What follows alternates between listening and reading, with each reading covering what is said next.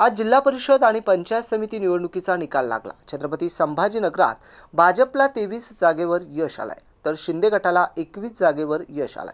या संबंधित मंत्री अतुल सावे यांनी प्रतिक्रिया दिली आहे। बघूया सविस्तर।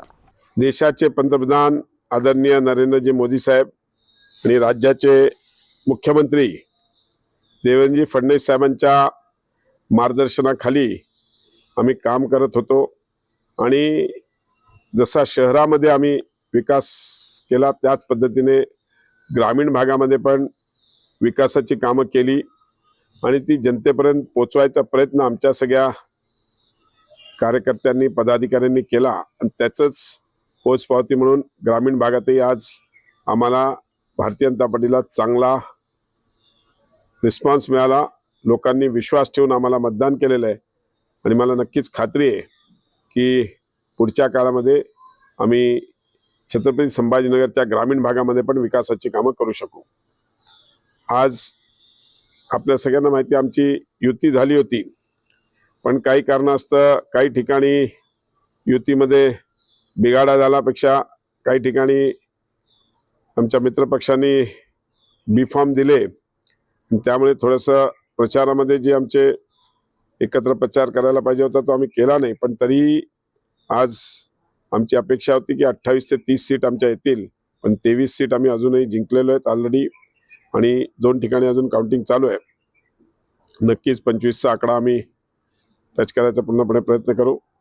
काही उमेदवार त्यांनी बी फॉर्म दिल्यामुळे आम्हाला काही ठिकाणी मग पुरस्कृत करावं लागले, ते आम्ही पुरस्कृत केले। त्या पुरस्कृतपैकी पण आज जवळजवळ 4 उमेदवार हे भारतीय जनता पार्टीला पाठिंबा देणार आहेत। त्यांनी निकाल लागल्यावर सांगितलंय की आमचा पाठिंबा हा भारतीय जनता पार्टीला असणार आहे।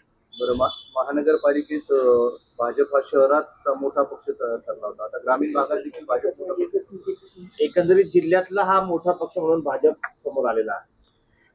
मी सांगितलं ना, आज 2014 पासून मान्य देवेंद्रजींच्या नेतृत्वात आणि मान्य मोदींजीच्या नेतृत्वात आम्ही या महाराष्ट्रामध्ये विकासाची कामं केलेली आहेत।